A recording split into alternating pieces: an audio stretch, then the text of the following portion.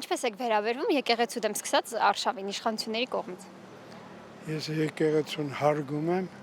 հայրաքելական եկեղեցուն հարգում եմ, իսկ մեր վարչապետին ոչ։ Սխալ իշխանությունը չպիտի թերագնահատի եկեղեցուն։ Մենք եկեղեցով ենք ապրում, ոչ թե նախագահ կամ ինչ-որ իշխանություն քննադատի։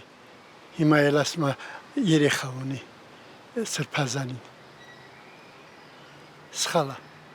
Բոլոր դեպքերում սխալ է իշխանությունը եկեղեցու դեմ արշավ անել։